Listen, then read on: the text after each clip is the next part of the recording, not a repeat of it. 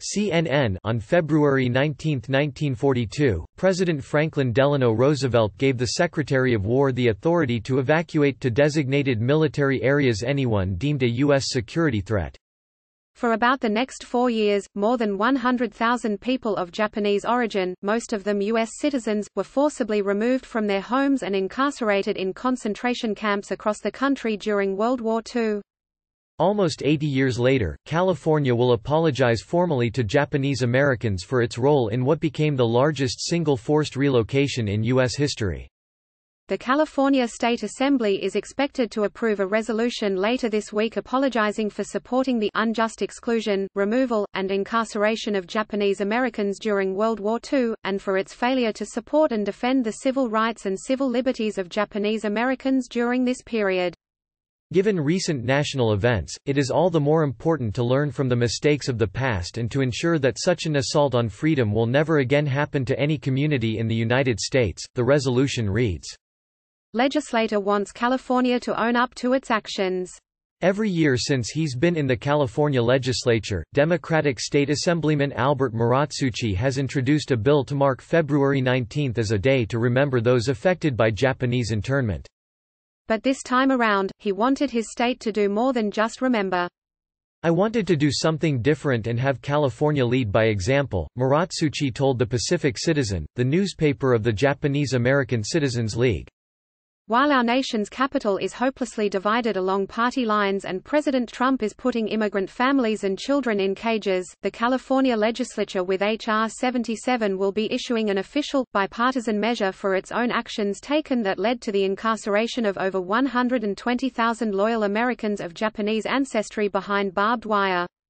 Maratsuchi introduced the resolution last month, along with Anthony Rendon and Marie Waldron. The bill also lists Ed Chow, David Chu, Todd Gloria and Phil Ting as co-authors. The resolution outlines California's history. The resolution recounts California's history and actions taken by state leaders leading up to the removal and incarceration of people of Japanese ancestry.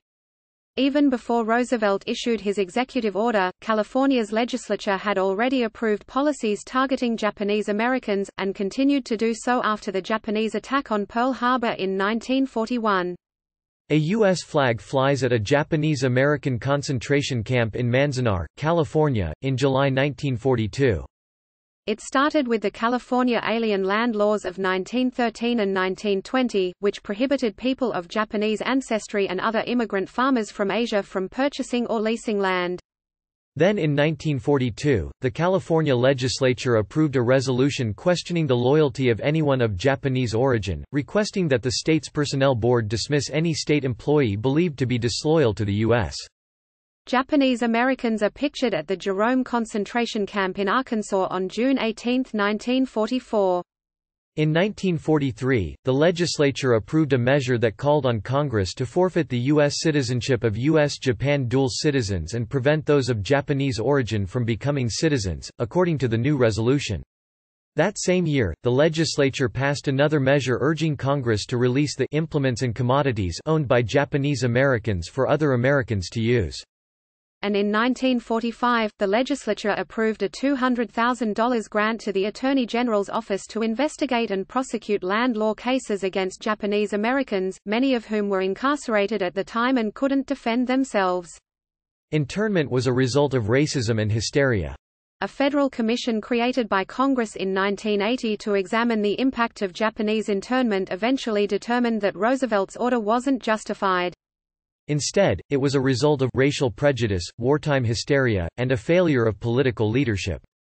A few years later, President Ronald Reagan signed the Civil Liberties Act of 1988 into law, apologizing to people of Japanese ancestry on behalf of the U.S. and granting $20,000 in reparations to each person who was incarcerated, about $44,000 by today's standards. The law also created a public education fund to help inform people about that dark chapter in history to prevent something similar from happening again. California is reckoning with its dark past. Maratsuchi's resolution is the latest action in an effort by California leaders to reckon with the state's problematic history.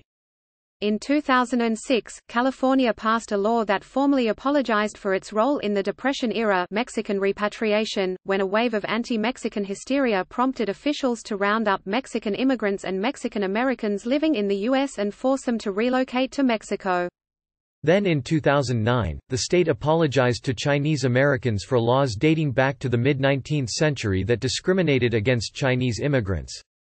Last year, Gov. Gavin Newsom issued a formal apology for the state's atrocities against Native Americans, describing that history as genocide.